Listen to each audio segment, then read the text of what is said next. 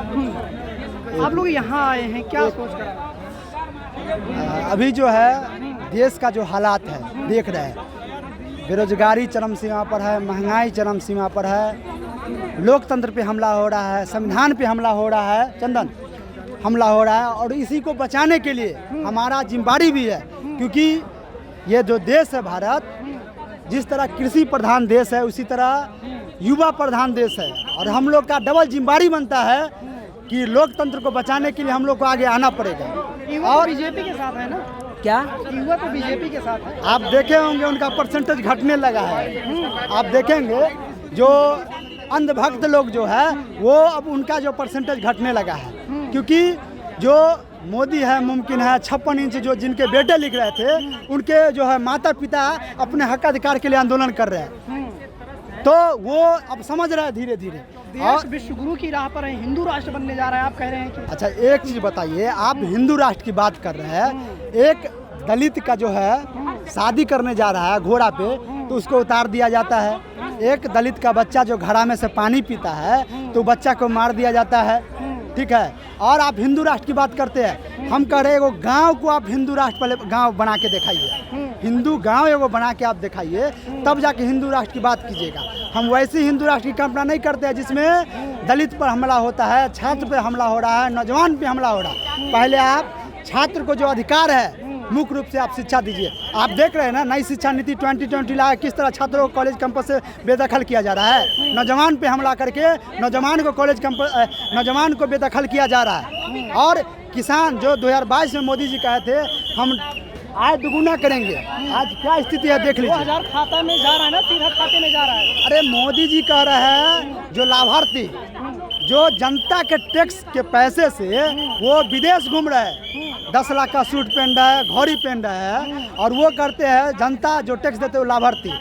तो जनता जाग चुकी है और हम लोग भगत सिंह के मानने वाले, हिंदू जाग चुका है। नहीं जनता जाग चुका है, ठीक है, जनता जाग चुका है। और जनता हिंदू की कल्पना जो कर रहे हैं, हम कह रहे हैं ना, पहले आप छात्र की जो है सही शिक्षा मुहैया कराइए, नौजवान को रोजगार की बात कीजिए, महिला की सुरक्षा की व्यवस्था की बात कीजिए, तब जाके हिंदू राष्ट्र की बात कीजिएगा। क्या लग रहा है कि दो एनडीए वर्सेस इंडिया हो रहा है? आप देखे नहीं कि जो बीजेपी जो है बीजेपी कराई थी, जो सबसे बड़ा हमारा पार्टी है, और सभी जो छोटका पार्टी को हम खत्म कर देंगे। 25 साल बाद आज उसको एनडीए का बैठक करना पड़ा, और 36 दल का, जिसमें हमको लगता है 30 दल के लोग कोई जन्मो नहीं करता है। जो कौन दल है जिसको ना कोई विधायक है ना सांसद है। अरे वो कह रहे हैं सारे भ्रष्टाचारी एक मंच पर आ गए। अजीत पवार कौन निमन है जो आप अपने पार्टी में ले लिए है? आज जिसको भ्रष्टाचार कह रहे हैं उनके पार्टी में चला जाए तो दूध का धुला मिल जाएगा, गंगा जल से धुला मिल जाएगा। तो मुख्य रूप से समझिए बीजेपी के अंदर बौखलाहट, मोदी जी के अंदर बौखलाहट आ गया है। जब हमको जनता जो है 2 पारी तो जना तना खेल लिए, तेसरका पारी हमको जनता नहीं खेलने देगी।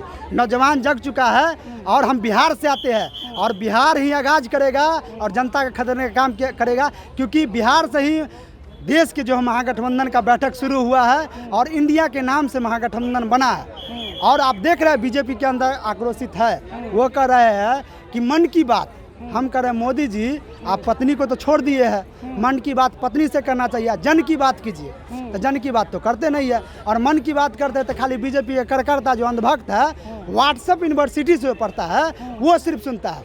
छात्र नौजवान को आप नहीं सुनते हो, देखते होंगे, या हम भी नहीं देखते हैं। तो ये समझ जाइए कि जो उनका जो अब लेवल जो है ना घट रहा है। चुनाव से पहले आप लोग जाग रहे हैं, ठीक पहले जाग रहे हैं। नहीं ऐसी कोई बात नहीं है। इससे पहले भी जो है हम लोग CPI-ML के जो है छात्र संगठन आयशा के द्वारा यही जनतन मंत्र पे स्टूडेंट पार्लियामेंट हम लोग किए थे, और मोदी सरकार के विरोध में, क्योंकि कोरोना काल में बिन बहस के वो जो है नई शिक्षा नीति लाए थे और यहाँ हम लोग किए थे। हम लोग ऐसी बात नहीं है कि आज ये चुनाव होने वाला 24 में तो हम लोग कर रहे हैं। हमारी पार्टी भाकपा माले या हमारी छात्र संगठन आयशा या नौजवान संगठन अरवाइए या तमाम हमारी पार्टी की जन संगठन तमाम मुद्दे पे हर समय उठाते रहिए, या मणिपुर की घटना हो या तमाम राज्य की घटना।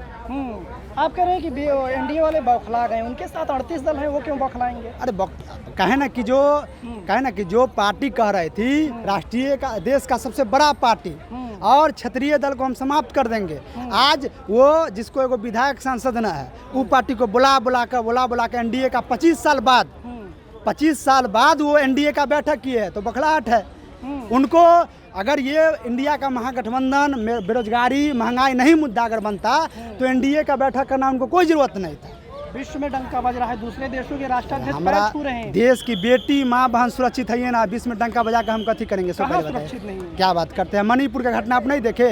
एक 2 महिला को किस तरह से निर्वस्त्र जो है पैदल घुमाया गया, सामूहिक बलात्कार किया गया। हम ठीक है राजनीतिक स्तर से, लेकिन आज देश के तमाम वो माता बहनों जो किसी दल से भी नहीं जुड़े, उनके आंखें नम हो चुके हैं उस तरह के वीडियो देख के, उस तरह के घटना देख के। बीजेपी को लोग करें आप लोग सिर्फ मणिपुर देख रहे हैं, बंगाल नहीं देख रहे हैं, क्या ऐसी बात नहीं है? हमारी पार्टी हर एक मुद्दा को उठा रही है, चाहे सत्ता में कि कोई भी हो, चाहे जिस राजा स्तरीय कोई पार्टी हो, चाहे बंगाल हो, राजस्थान हो, तमाम जो राजनीतिक पार्टी है उस पर मुद्दा उठा रहे हैं। जहाँ गलत होगा वहाँ हमारी पार्टी विरोध करेगी, जो सही होगा हम उसका साथ देंगे। मोदी जी सबको साथ लेकर चल रहे हैं ना, उनका नारा ही है सबका साथ। किसको साथ लेकर चल रहे हैं?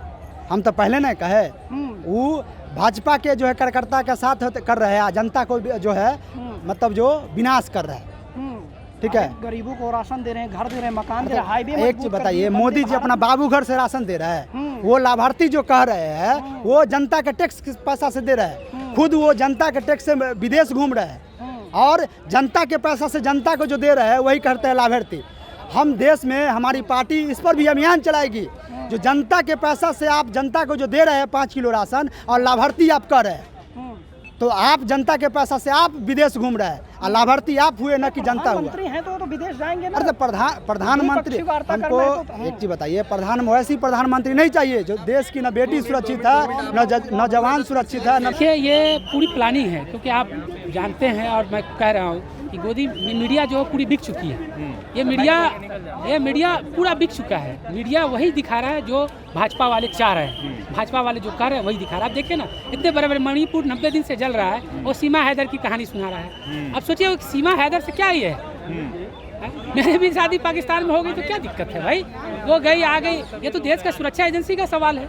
वो क्या खा रही है, वो कहाँ जा रही है, कहाँ सो रही है, मतलब ये बिक चुका है। ये सिर्फ और सिर्फ उल्टे सीधे, यानी कि उनको देश के अंदर जो मुद्दा है वो मुद्दा दिख ही नहीं रहा है। 90 दिन से मणिपुर जल रहा है, उस पर मीडिया कुछ दिखाने के लिए तैयार नहीं हो रही है। तो हम तो जनता के बीच में कहेंगे। अच्छा, जो सवाल आप उठा रहे हैं, जो सवाल आज यूथ पार्लियामेंट में उठाए गए, क्या उसका सरकार पर असल में फ़र्क पड़ता है? क्योंकि 9 साल से तो फ़र्क पड़ता हुआ नहीं दिख रहा है। पड़ेगा सरकार सत्ता। आप याद होगा, आप हिटलर भी ऐसे ही आया था, जिस तरह से हिटलर ने काम किया उसी तरह से आज हमारे मोदी देश का तानाशाह काम कर रहा है। तो हिटलर भी बर्बाद हुआ था, इनका अंजाम भी हिटलर से बुरा होगा।